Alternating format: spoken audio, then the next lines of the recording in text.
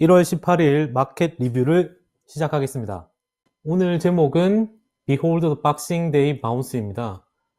박싱 데이에 튀어 오르는 거를 봐라, 이런 뜻인데, 여기서 이제 박싱 데이는 성 스테파노의 날로서 크리스마스 다음 날인 12월 26일을 가리킵니다. 많은 영연방 국가에서 크리스마스와 함께 휴일로 정하고 있는 날인데요. 이 9월 이후로 지수가 계속적인 하락을 보이다가 반등이 하락폭의 60%가 나왔고요. 12월 26일 이후로 지수는 12.3%가 반등을 했습니다. 그 가운데 16거래일이 있었는데요. 그 중에 12거래일이 종가가 더 높은 수준으로 마감하였습니다. 그래프에서 보시듯이 녹색으로 거의 이루어져 있죠. 그리고 50일 이동평균을 이날 초과하였습니다. 황소가 다시 돌아온 걸까요? 곰의 일시적인 시위일 뿐일까요? 일단은 실적 시즌이 돌아오면서 예상외로 실적 발표를 하는 데 있어서 실적이 안 좋음에도 불구하고 향후 가이던스가 좋으면서 올라오는 기업들이 꽤 보이기 시작했습니다. 특히 금융주가 좋은데요.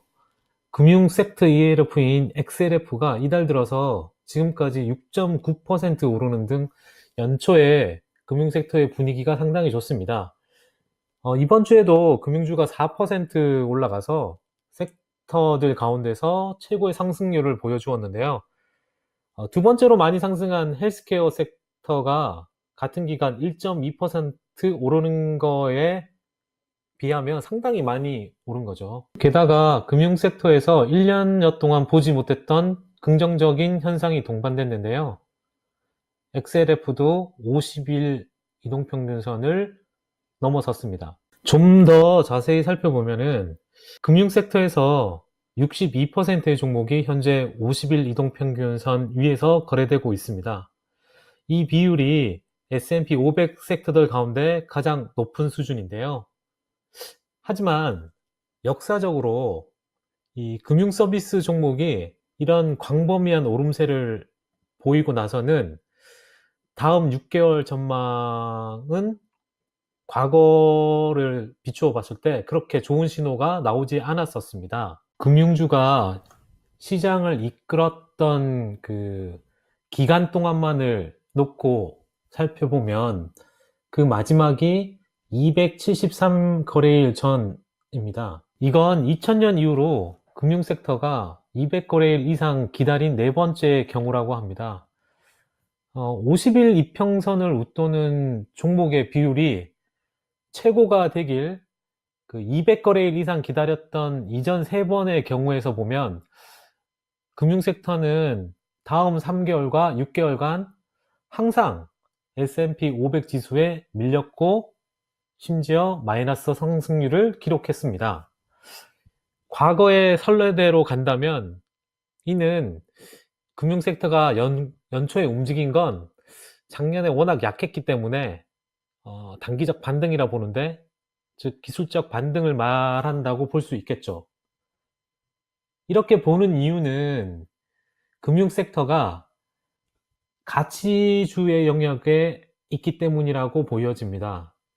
지금 경기가 감속되고 있는데 이건 금융섹터에 좋은 일은 아니잖아요. 그래서 장기적으로 경기가 좋아야 되는 부분이 금융섹터가 장기적으로 성장할 수 있는 발판인데, 지금 시장의 리더가 성장주가 아니라 가치주라고 말할 단계는 아직 아니지 않는가 하는 게 시장 전반적인 생각인 것 같고요.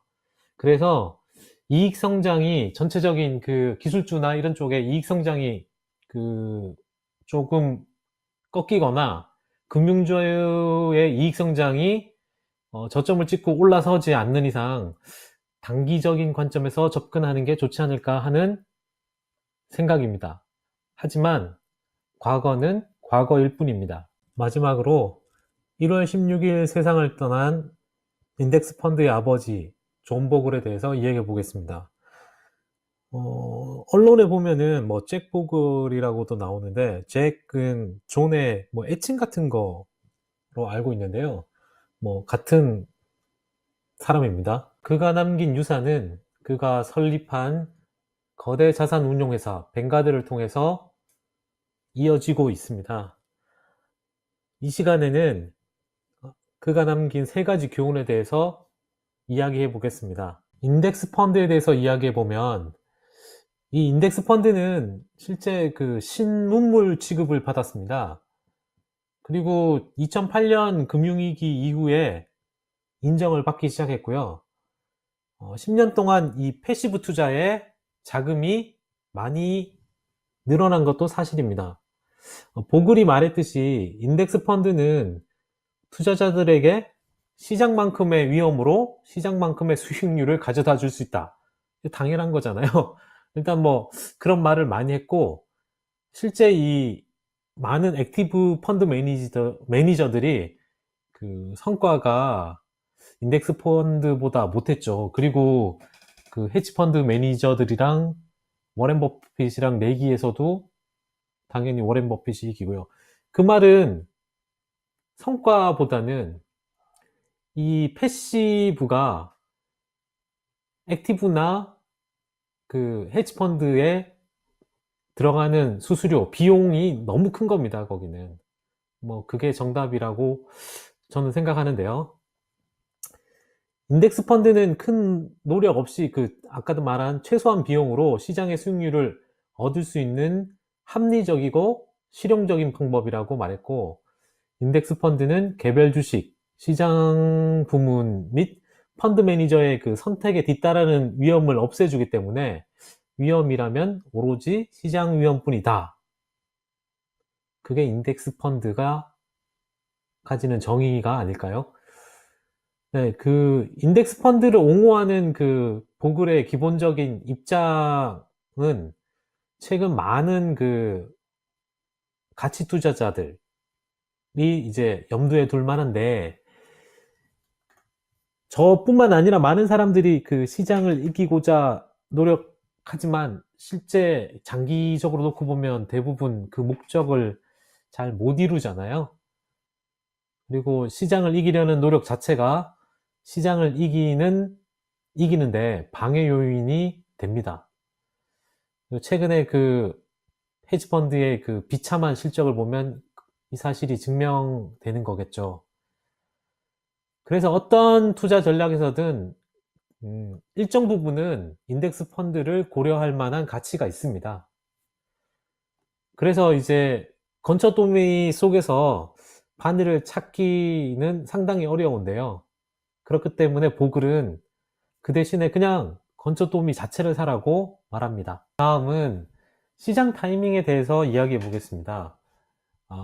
가치 투자가들 입장에서는 이 보글의 투자 철학에 동의하지 않을 수도 있을 겁니다. 하지만 그 시장 타이밍, 이 부분에 대해서는 동의를 할 것 같습니다. 보글 자체는 그 시장 타이밍을 잡으려는 노력은 그 대부분 헛고생하는 거다라고 말했었는데요.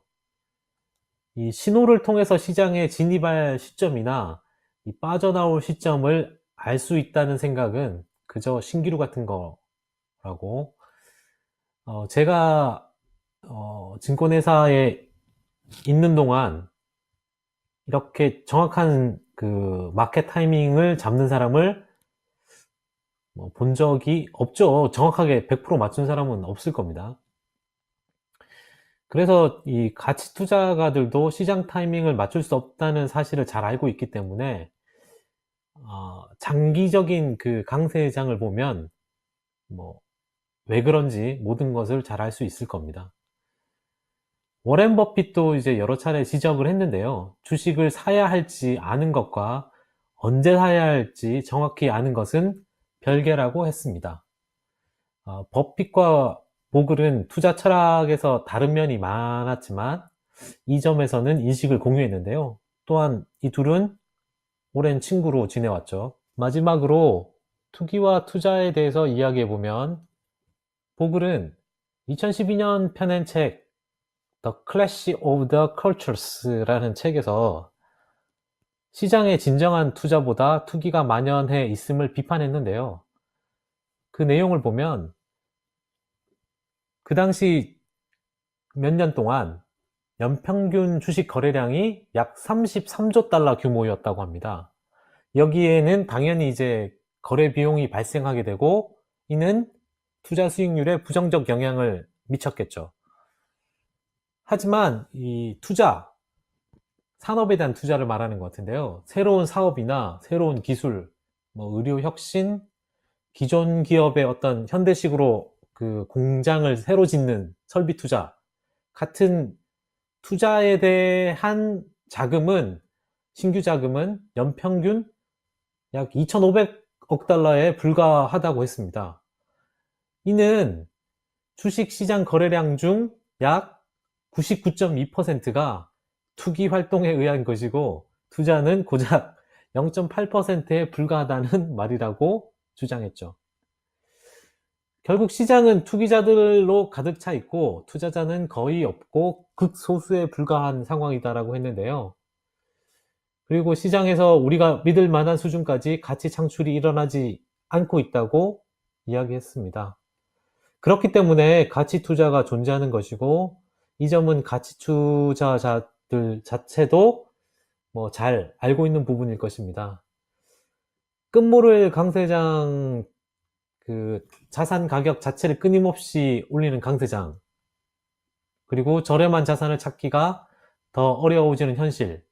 하지만 어딘가에는 항상 저렴한 자산은 존재하기 마련이죠.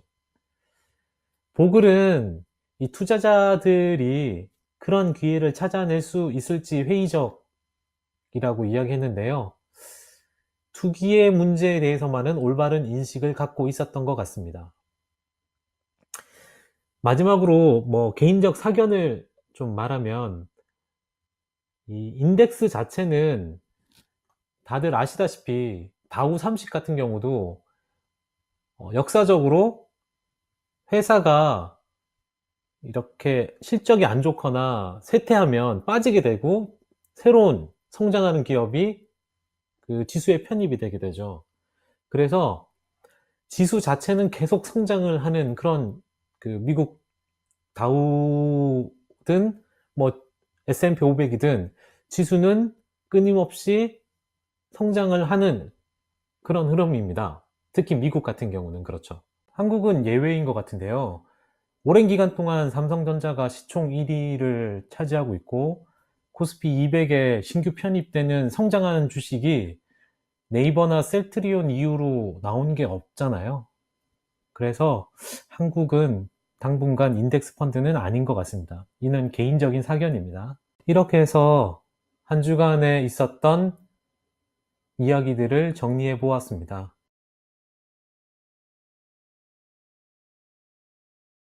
다음에 더 좋은 내용으로 찾아뵙겠습니다. 감사합니다. 구독하기 부탁드립니다.